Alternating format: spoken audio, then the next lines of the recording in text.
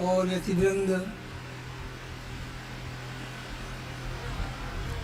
आद्यासक्ति की अंतभूता भगवती स्वरूपा मातृवर्ग एवं प्रेमी सज्जनों, अभी स्वामी जी ने बड़ा अच्छा प्रसंग सुनाया जिससे याद रखेंगे तो सदैव वैराग्य बना रहेगा और भगवान के चरणों में अनुरक्ति बनी रहेगी। श्रीमद् भागवत एक सप्ताह से आप सब श्रवण कर रहे हैं। ब्रह्मचारी जी पूरा प्रयास समझाने का किए।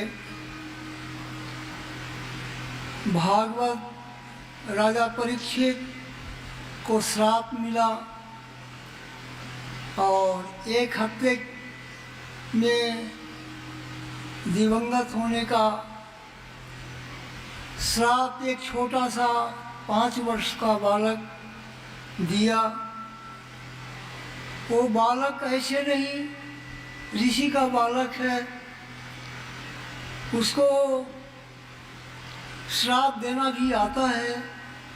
देखा अब वो कलयुग का प्रभाव हो, किस कारण से राजा परीक्षित की बुद्धि मलिन हुई और ऋषि के गले में सांप डाल दिया।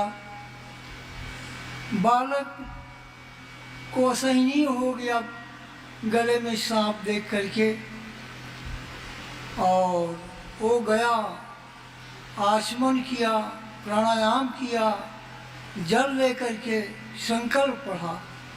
उस छोटे से बच्चे में की वाणी में इतनी सामर्थ्य थी कि उस श्राप को बूढ़े बूढ़े ऋषि तपस्वी सभी आए लेकिन कोई मिटा न सका।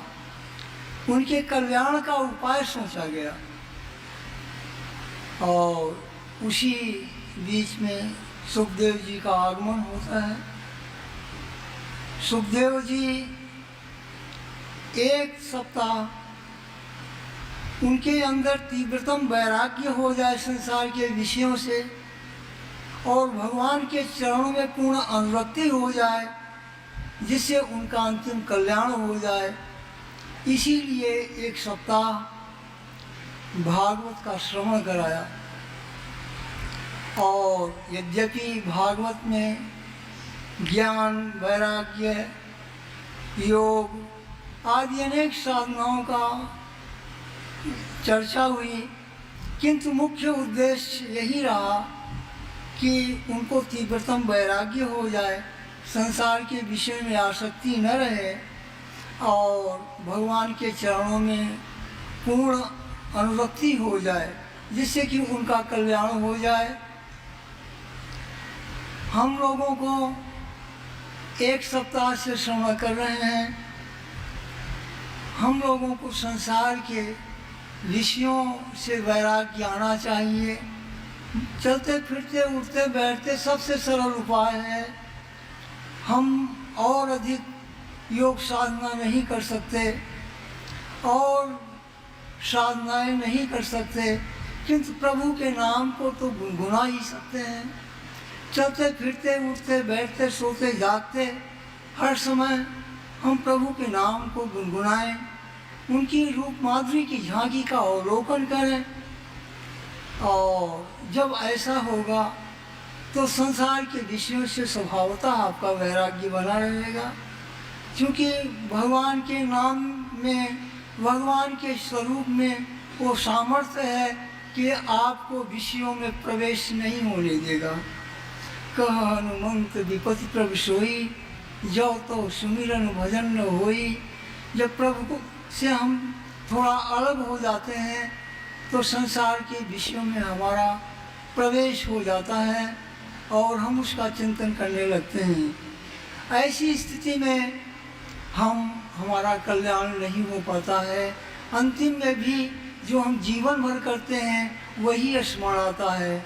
इसलिए सबके लिए शिक्षित हो अशिक्षित हो, कैसे भी हो, किंतु इतना तो आप सब प्रेम पूर्वक कर ही सकते हैं कि जो भी तुम्हारे इष्ट हो, आप प्रभु के नाम को, उनके नाम को गुनगुनाइए। सांस प्रश्वास जब करने का प्रयास करिए, सांस अंदर लेते हो, सांस निकालते हो, उसमें भी उस नाम के अक्षरों को जोड़ लीजिए।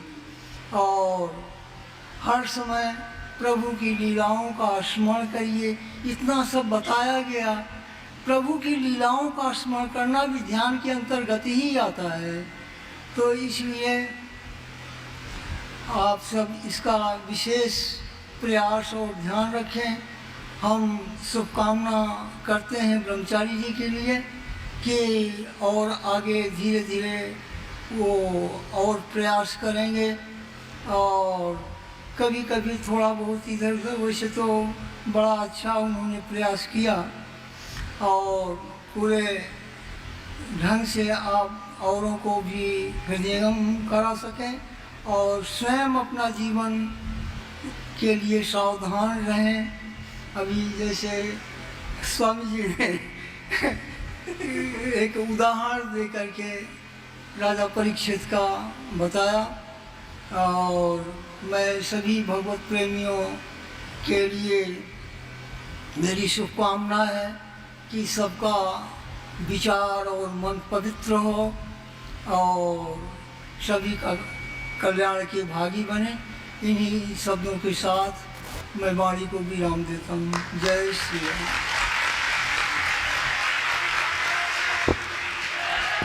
गुरुदेव भगवान की, गुरुदेव भगवान की।